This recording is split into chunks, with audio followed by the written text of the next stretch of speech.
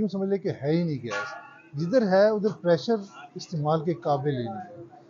Cylinder سے کام چلانا پڑتا ہے، سلنڈر میں بھی آئے روز اتنا اضافہ ہوتا جا رہا ہے کہ یہ بھی بس سے باہر ہوتی جا رہی ہے. اب دو بل جو ہے نا وہ ایک ساتھ ہمیں پے کرنے چاہیے. گورنمنٹ کا بھی بل دینا پڑتا ہے، ساتھ میں پرائیویٹلی یہ سلنڈر بھی، اس کے بھی چارجز جو ہے نا ہمیں ادا کرنے پڑتے ہیں.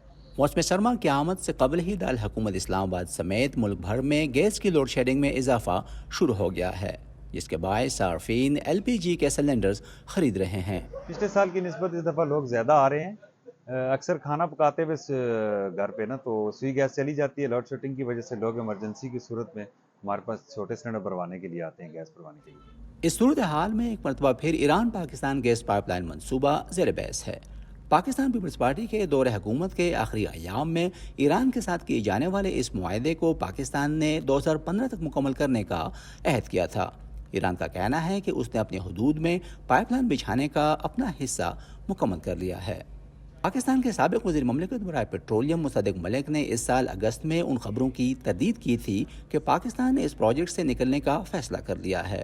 تاہم انہوں نے یہ تسلیم کیا تھا کہ ایران پر امریکی اور اقوام متحدہ کی پابندیوں نے پاکستان کو پروجیکٹ پر کام کرنے سے روکے رکھا ہے.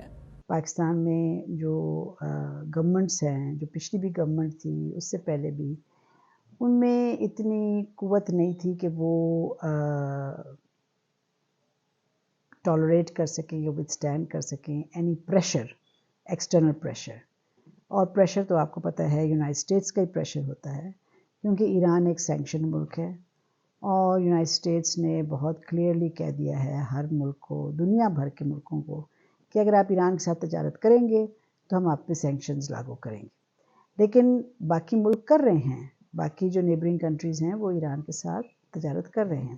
گیس پائپ لائن ایک بہت اہم، بہت ضروری اور بہت اچھا پروجیکٹ تھا. اس میں پاکستان کے لیے ون ون سچویشن تھی، کیونکہ ہمیں انرجی ملتی ایران سے.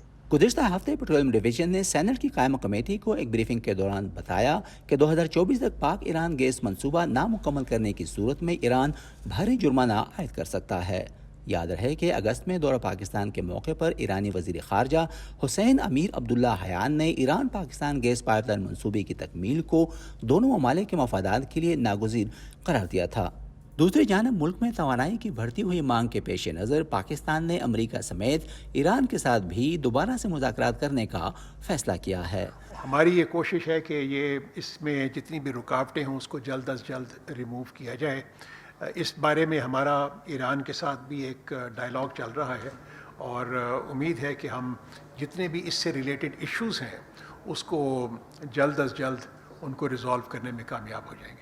ماہرین کا کہنا ہے کہ ملک کی موجودہ ابتر معاشی صورتحال کے پیش نظر پاکستان کو اپنی سرحدی حدود میں پائپ لائن بچھانے کے لیے ایک خطیر رقم درکار ہوگی، جو کہ موجودہ حالات میں مشکل دکھائی دیتی ہے. گزشتہ ہفتے oil and gas regulatory authority نے LPG کی قیمت میں فی کلو 21 روپے کا اضافہ کر دیا ہے. ایسے میں حضرت خان کا کہنا ہے کہ مہنگی بجلی کے بعد گیس کی عدم دستیابی اور مہنگے داموں گیس سلنڈرز خریدنے کی صورت میں ان کا گھریلو بجٹ مزید متاثر ہوگا.